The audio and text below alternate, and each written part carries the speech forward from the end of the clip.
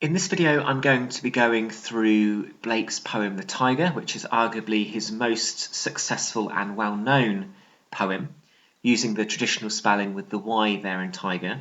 This is from his collection of poems from 1794, Songs of Innocence and of Experience. And this video is aimed mainly at A-level students, but it might also be useful for students who are studying other levels and qualifications as well.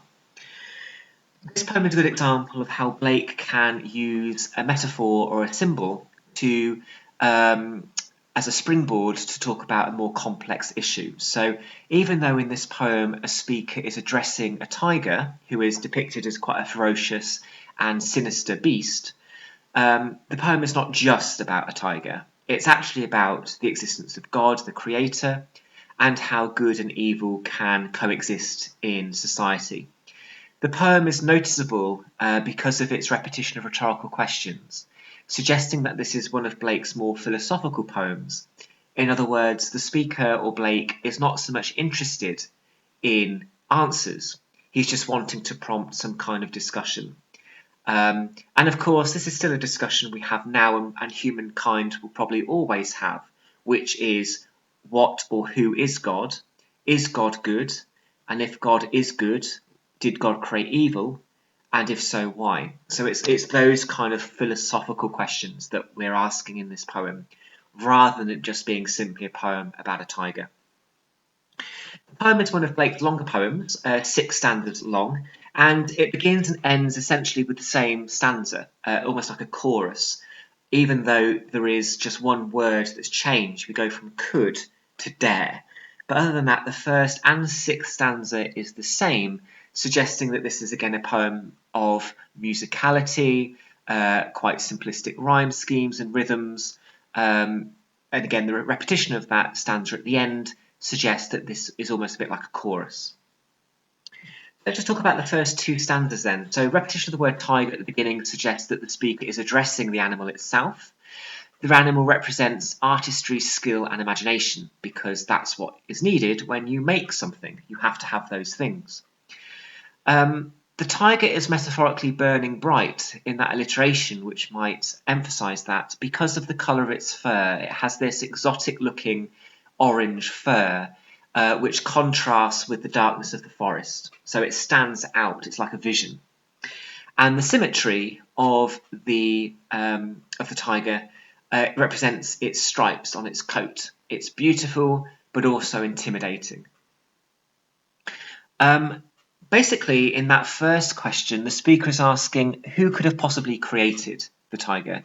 Who could have created its fearsome beauty? In the second stanza, the rhetorical questions continues. Who was brave enough to make this creature? Did the creator have wings? As in, was it some kind of supernatural deity, like an angel, for example? Or did God have wings? The speaker also seems to be mesmerized by the fire in the tiger's eyes, suggesting, it's almost, the speaker is almost mesmerized or hypnotized by the vision of this tiger in the forest. What part of the sky, what mysterious depths of the sky did the creator make this tiger in? So again, all of these questions, which go to the heart of what the speaker is using this tiger for, which is to ask questions about the creator. As we move into the middle of the poem, the rhetorical questions continue. The speaker contemplates the brute force and the effort that must have gone into making this beast. Shoulder, a strong shoulder that you need, that effort, that skill that you need to have to make something like this. The twisting of the sinews of the heart, suggesting you need to be strong to get the heart beating to begin with. Whose hands and feet helped the tiger's heart begin to beat. And in the 4th stanza, we've got a semantic field here of industry. Some students reference the Industrial Revolution. Of course, Blake would have been well aware of factories springing up, almost as if this tiger has been made in some kind of a forge, like an ironmonger. Hammer, chain, furnace, anvil. Very kind of harsh, industrial kind of imagery here. to almost metaphorically suggest that this animal was constructed in a very industrious way. And therefore, who would be so daring to make this tiger, seeing as the tiger seems to embody fear, danger, and terror?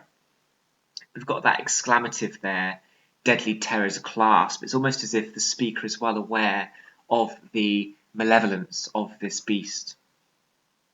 And then as we go into the last couple of stanzas, we have this idea of the stars that are throwing down their spears, who are watering heaven with their tears.